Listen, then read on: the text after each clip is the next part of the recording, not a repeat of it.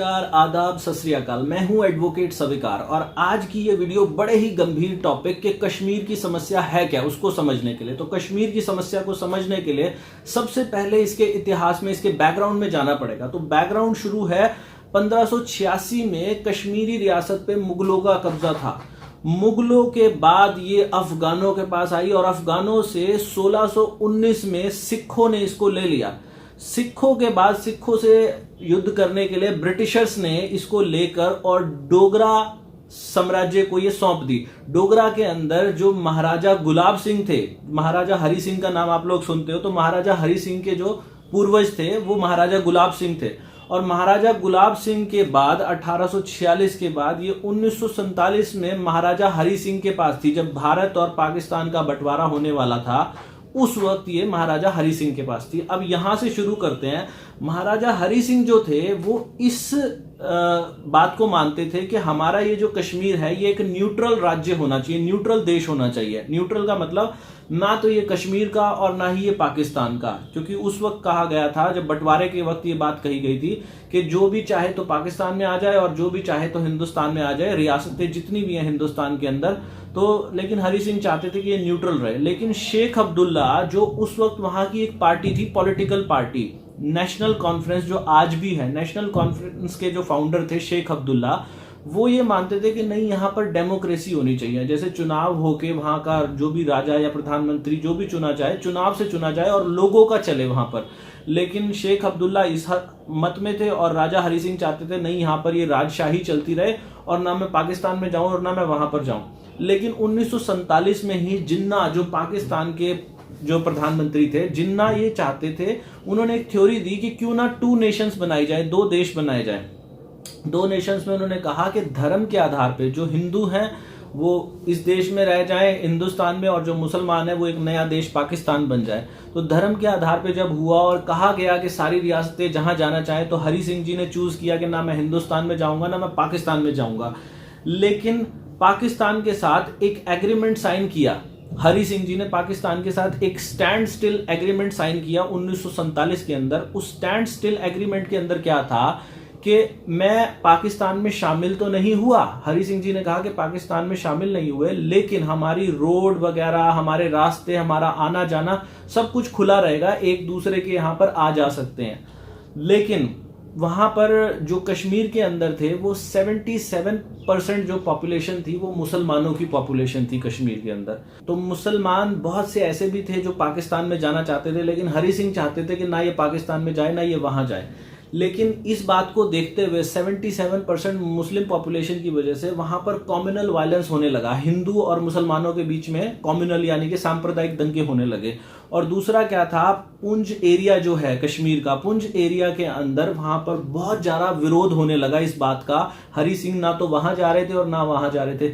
इन दोनों बातों को हथियार बनाते हुए पाकिस्तान ने जब अपने हित में जो बातें कही, उसने कहा मैंने इन्हीं दोनों बातों को हथियार बनाया।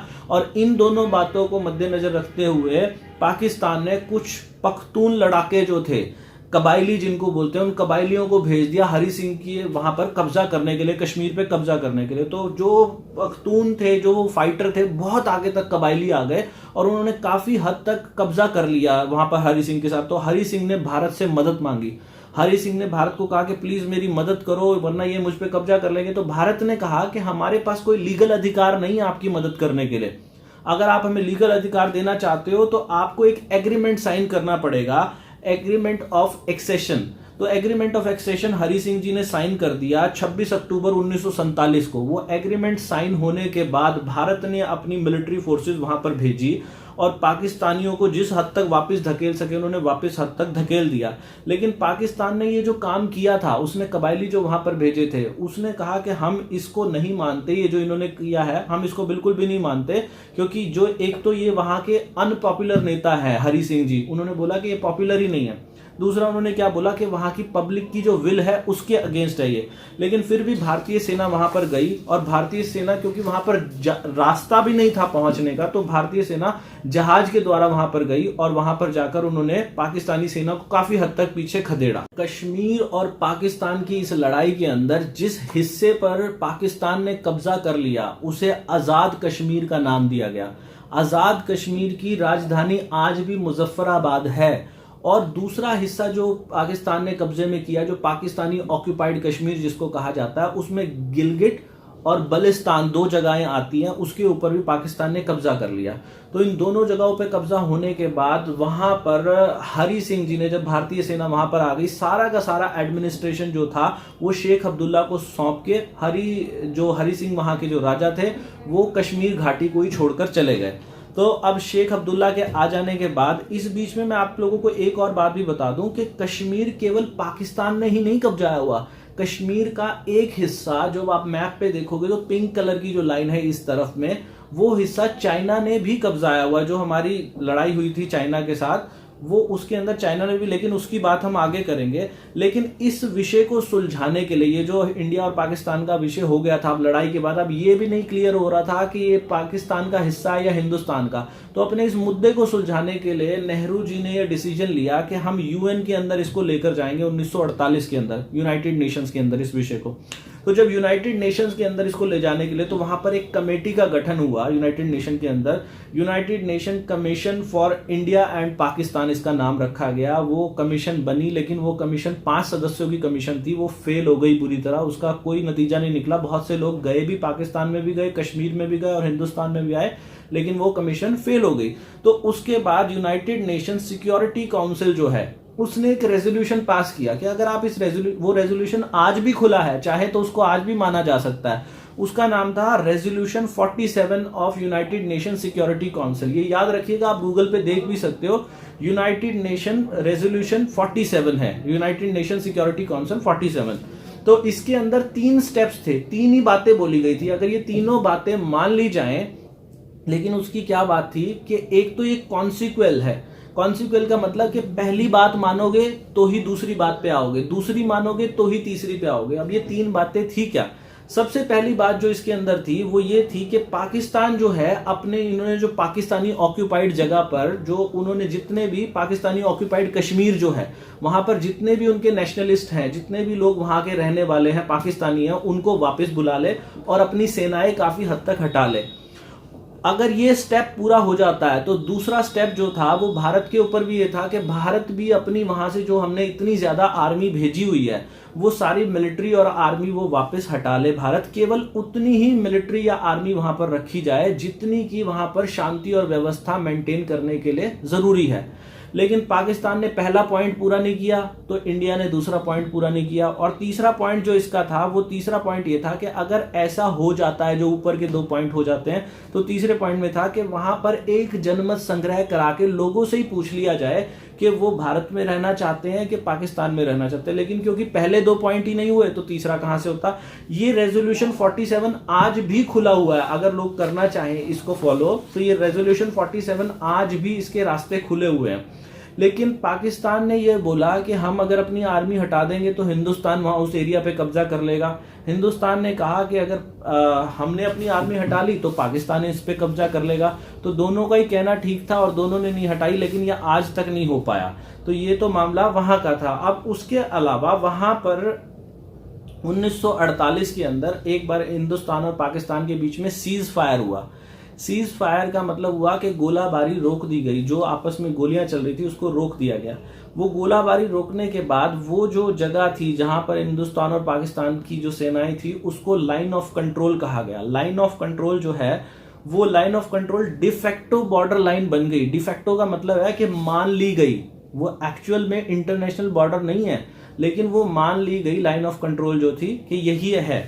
और उसके बाद क्या हुआ, 1900 शेख अब्दुल्ला जो थे वो वहां के प्रधानमंत्री बनाए गए। और शेख अब्दुल्ला जब वहां के प्रधानमंत्री बनाने के बाद एक और घटना बीच में हुई थी कि पाकिस्तान जो है, चाइना इधर है, कश्मीर बीच में है और इधर पाकिस्तान है। तो ये जो ऊपर का जो हिस्सा था, यहां पर एक छोटा सा हिस्सा पाकिस्तान ने चाइना को गिफ्ट कर दिया, जिससे चाइना और पाकिस्तान की आपस में कनेक्टिविटी बन सके, दोनों की कनेक्टिविटी। तो इंडिया ने इसका बड़ा जबरदस्त विरोध किया। उसने कहा अभी तक तो 2 ही पार्टियां थी, इंडिया और पाकिस्तान, अब तुमने इस तीसरी पार्टी को भी बीच में इन्वॉल्व कर दिया। अगर कल को कभी ये इंडिया और पाकिस्तान का इशू हमें सुलझाना पड़ गया तो हमें तो चाइना को भी बीच में बिठाना पड़ेगा। लेकिन ये ऐसा कर दिया पाकिस्तान ने, और वो करने के बाद जो शेख अब्दुल्ला है वो कश्मीर के प्रधानमंत्री बनाए गए और 1948 के अंदर। और जो वो वहाँ के प्रधानमंत्री बने तो वहाँ के माहौल के तनाव को देखते हुए वहाँ के लोगों को कुछ खास रियायतें देने के लिए भारत में तरीके से इसको भारत का हिस्सा बनाने के लिए एक धारा 370 इन्वेंट की गई। धारा 370 के ऊपर एक छोटी सी वीडियो मैंने पहले भी बनाई थी और एक वीडियो आगे भी बनाऊंगा। धारा 370 इन्वेंट की गई और वो धारा 370 के अंदर स्पेशल अलाउंसेस दिए गए वहां के लोगों को। धारा 370 अब एक्चुअल में क्या है वो आपको बहुत सारी वीडियो मिल जाएंगी और मैं भी अगले हफ्ते एक वीडियो और बनाऊंगा प्रॉपर धारा 370 क्या है। अब ये जो धारा 370 आई तो इसका विरोध सरदार पटेल और बी.आर. अम्बेडकर ने बड़े ही कठिन शब्दों में इसका विरोध किया। बी.आर. अम्बेडकर जिन्होंने हमारा संविधान बनाया उन्होंने तो साफ तौर से मना कर दिया कि जी मैं धारा 370 के पक्ष में नहीं और मैं नहीं बनाऊंगा। लेकिन जवाहरलाल नेहरू के कहने पर उस धारा 370 को उसके अंदर हमारे संविधान के अंदर ऐड किया गया, जिसके अंदर क्या था कि कश्मीर का अलग झंडा होगा, कश्मीर के वहाँ पे प्रॉपर्टी के राइट्स भी अलग हैं, जो कि मैंने पिछली वीडियो में बताया था कि जो लोग कश्मीर के नागरिक हैं वो पूरे देश में कहीं भी प्रॉपर्टी खरीद सकते हैं, लेकिन हम लोग जो बाकी पूरे देश के अलग राज्यों में रहते हैं हम लोग कश्मीर में प्रॉपर्टी नहीं खरीद सकते।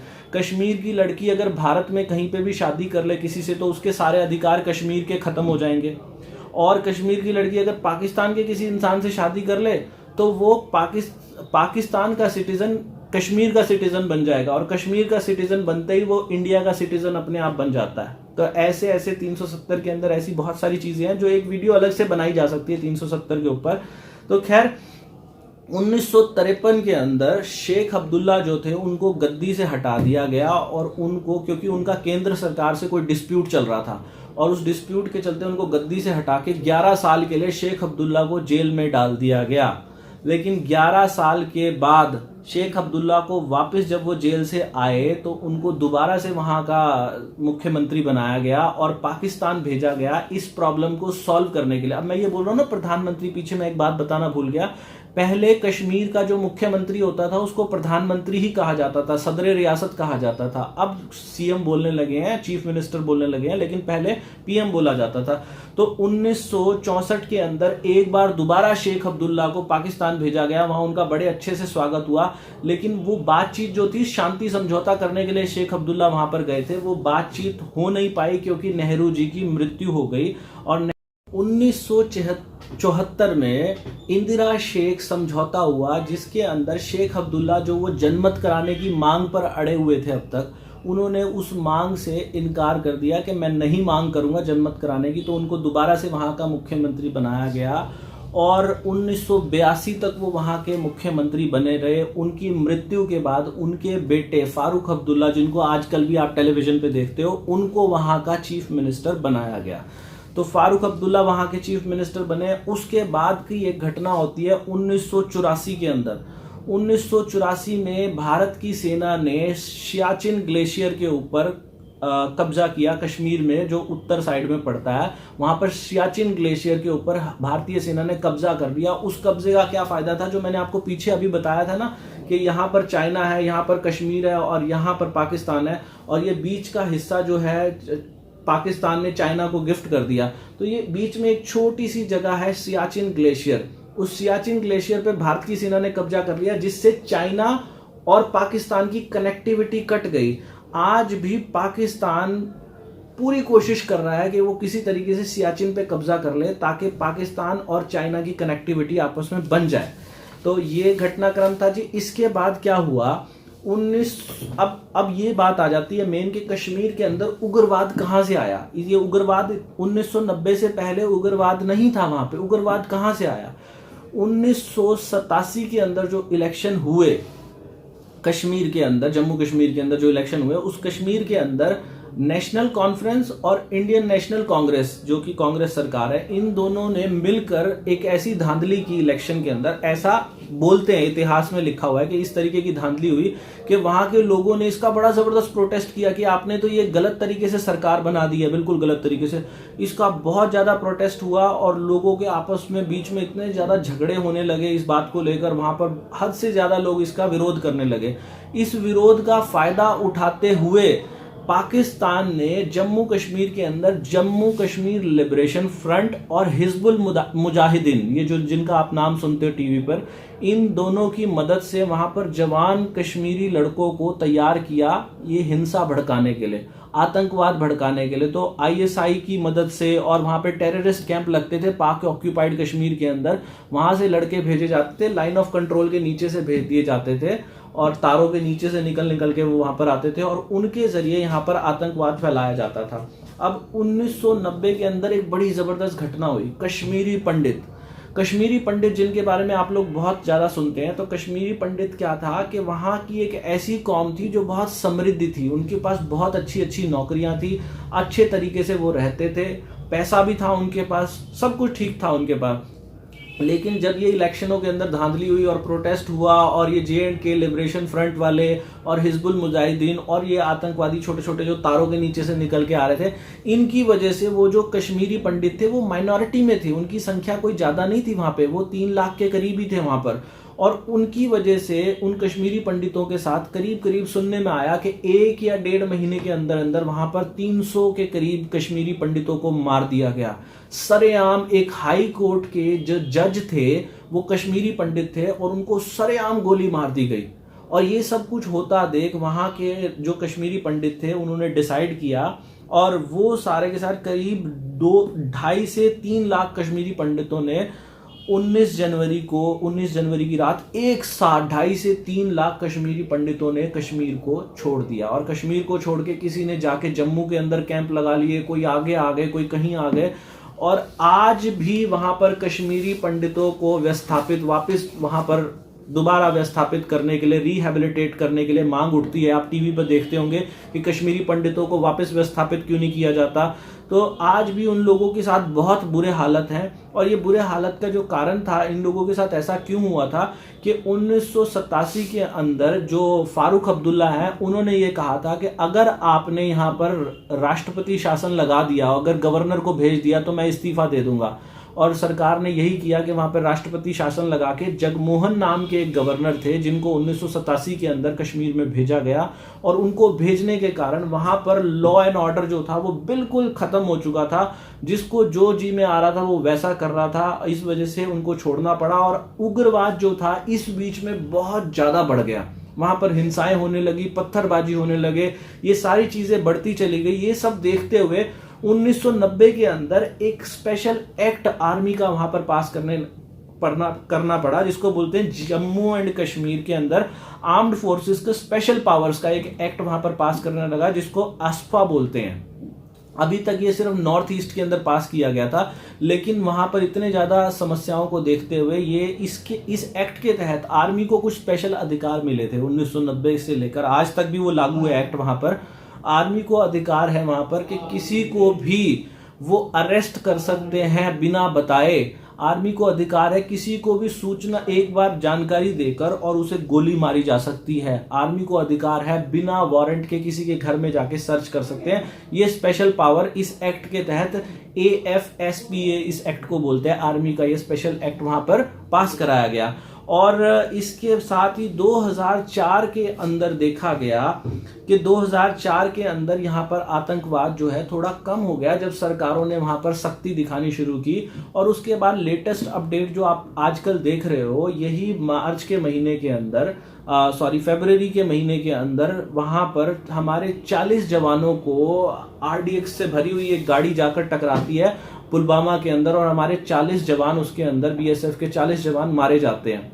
तो वो 40 जवानों को बदला लेने के लिए हमारी भारत सरकार एयर स्ट्राइक करती है पाकिस्तान के अंदर, और पाकिस्तान जवाब में हमारा एक पायलट वहां रह जाता है, अभिनंदन, और फिर उसको छुड़ाने के लिए अभी लेटेस्ट अपडेट चलते जा रहे हैं। लेकिन मेजर जो था, जो मैंने आपको बताया, कश्मीरी समस्या ये है जो मैं आपको इस वीडियो के अंदर बता रहा हूं। अब इसका समाधान क्या है वो अगली वीडियो के अंदर बताने की कोशिश करूंगा। आप लोग भी नीचे कमेंट करके, अगर आपको वीडियो अच्छी, मेरी बड़ी मेहनत लगी इस टॉपिक को ढूंढने में। लोग बातें करते हैं हर रोज के कश्मीर में ये समस्या, कश्मीर में, लेकिन एक्चुअल में कश्मीरी समस्या है क्या, वो इस वीडियो के जरिए मैंने आप लोगों को समझाने की कोशिश की है। मेरी बात अच्छी लगी है तो आप ज्यादा से ज्यादा लोगों को इस वीडियो को शेयर करो, और मेरा चैनल अभी नया है, मेरे चैनल को सब्सक्राइब करो, नीचे कमेंट जरूर करना। आपने वीडियो देखी उसके लिए thank you so much, bye bye.